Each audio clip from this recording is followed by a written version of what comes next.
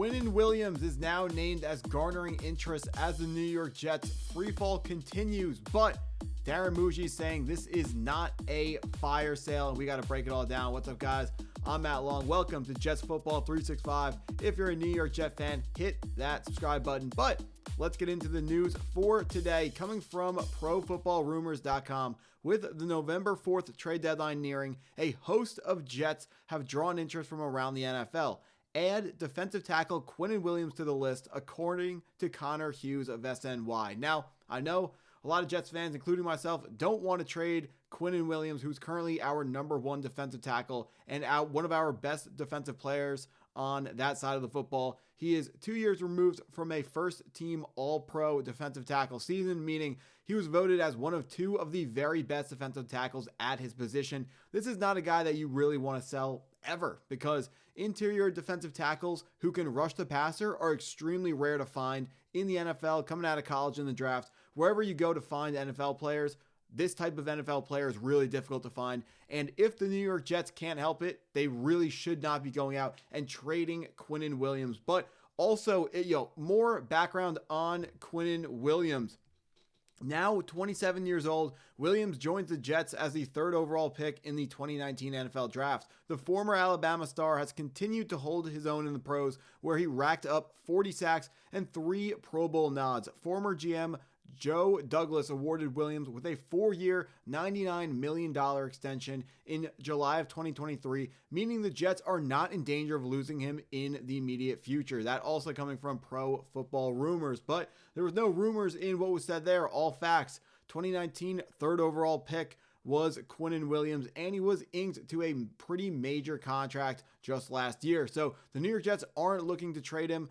They are saying that this is not a fire sale. If a player is traded, they will be traded for full value, not for pennies on the dollar. Now, if we want to determine what Quinnen Williams' value would look like, we can first take a look at his stats from the most recent couple of years. This season, only 17 tackles and 1 sack almost halfway into the year. Not ideal, but, the sacks are not ideal. The tackles, of course, the tackle numbers are pretty consistent with what he's put up so far on his career. But just last year in 2024, he had 6 sacks, and then in 2023 had 5.5 sacks while adding an interception. So he's not, going absolutely crazy in terms of sack numbers, but he's an interior defensive lineman. And for a lot of those years, the New York Jets really struggled at pass rusher. So Quinnen Williams was seeing all those double teams inside, and we were not able to get stuff moving around him. But recently, spending first-round picks in back-to-back years, in 2022 with Jermaine Johnson and in 2023 with Will McDonald. Now we have 2 edge rushers where when you have Quinnen Williams in the middle of your defense, that forces one-on-ones to the outside. One of the sides, the offense has to pick either Jermaine Johnson or Will McDonald to leave unblocked, leave with a one-on-one block. So the Jets can use Quinnen Williams to get an advantage in that way. And they're saying they don't want to trade him. I'm hoping that Darren Muji isn't just saying that just to say it, because Quinnen Williams and his brother Quincy Williams, both of their names are coming up in trade discussions, and they're guys that the New York Jets should really not be looking to trade. Currently, Quinnen Williams is worth about a first-round pick. I was seeing some Panthers outlets were saying, if we can get Quinnen Williams and pair him with their defensive tackle, Derek Brown, and not even spend a first-round pick, they want to do that. And I'm like, this is an elite defensive tackle. I know he's not 25 years old, but at 27 years old, there's no way Quinnen Williams is going for anything less than at least a first-round pick. So definitely, if teams are not offering a first-round pick for Quinnen Williams, then they will not be joining that team's team. Like, Quinnen Williams is deserving of a first-round pick if he's going to get traded. Does a team offer more than that? I have to believe he is worth more than that, but I don't want to get too greedy. Quinnen Williams is a monster. Now, onto the players that it's more likely they are going to get traded. Breece Hall is easily the most tradable player on the New York Jets, the most obvious trade candidate, because there are very good teams with an obvious need for a running back, especially the Kansas City Chiefs, but also the Washington Commanders. Ja'Cory Krosky-Merritt, he's a fun story, but he's been fumbling the football a lot, and maybe the Commanders might also want to fill that gap left behind by letting Brian Robinson Jr. go. But running backs are the cherry on top of a competing team. This New York Jets team is obviously at 0-8 or 0-7. Clearly not right now a competitive team. Breece Hall is unfortunately a luxury that the New York Jets cannot afford. They need to trade him for a third-round pick. They drafted him in the 2022 draft with a second-round pick, but after having an ACL tear and 3.5 years of football on his body, he's no longer worth that second overall pick or that second round pick. Plus, the team that trades for Breece Hall would then have to pay him extra money to be a part of their team. They would have to extend him as his second round contract is expiring after this season. Whoever trades for Breece Hall will have to invest more resources into him to keep him as a part of their football team. I wish, Breece Hall is a player that I know a lot of Jets fans are big fans of, but running backs are just not the way that you want to go ahead and invest in your football team. Especially running backs are also very easy to find in the later rounds of the NFL drafts. Look at this year, Cam Scatterbo out of the 4th round. Last year, it was Bucky Irving coming out of the 4th round. The year before that, I don't know if there was a 4th round pick who went crazy, but there probably was that I'm forgetting. But this happens. Day 3 running backs from the draft go crazy all the time. Isaiah Pacheco, not having a great year this year, but he has in the past.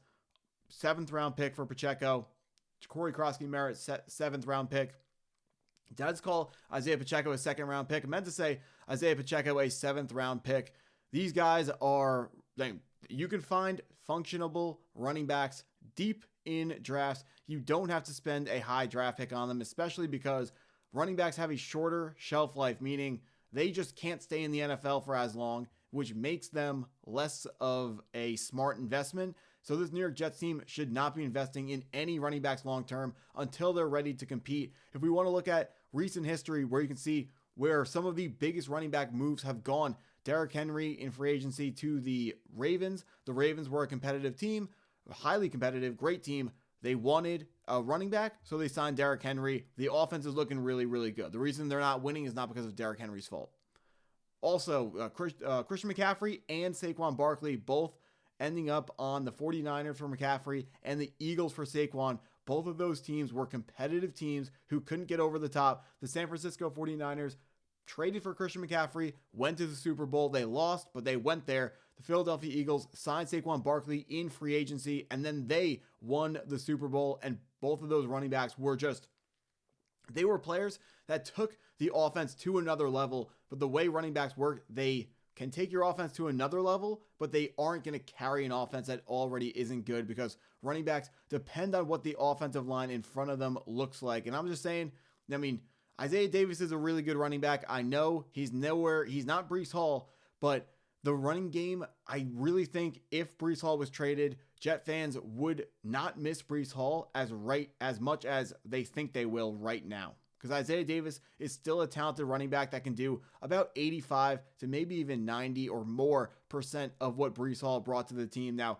Isaiah Davis doesn't have the speed to rip off those really long touchdowns the way Breece Hall did, but Breece Hall hasn't ripped off one of those in a long time. I don't think he's ripped off a single one this season. So how different would it really look if we had Isaiah Davis instead of Breece Hall? We'd have to bring up, maybe Kene Nwangu gets more involved on offense. Maybe they go to free agency, but certainly the New York Jets would have to go in the draft to go get running backs. And, if that's what you got to do, that's what you got to do. Running backs in the draft are very, very cheap, and you never know when one is going to go absolutely crazy. So that's why Breece Hall needs to be the number one guy that the New York Jets should, unlike all the other players, they should be motivated themselves to trade Breece Hall while we can get something for him instead of, I don't think he is going to walk in free agency, because it does feel like he likes being a part of the New York Jets team and he wants to be a part of the draft class that makes a change for this team. But if we can get a 3rd round pick for him, you have to go get a 3rd round pick for him. I especially want to see him get traded to the Kansas City Chiefs, because he's given a lot to this football team. And if he has an opportunity to win, I'd like to see the guy win. He's not going to win with the New York Jets. So just give him a chance. Trade him to the Chiefs for a 3rd round pick. Don't care that it's a late 3rd. That's going to be a value win for the New York Jets in the long run. They can even use that 3rd on another running back who can be very, very similar to Breece Hall. You really don't know until it happens. But that's what I got for this video. So if you enjoyed the video, please hit that like button, hit the subscribe button if you're new to the channel, and go Jets.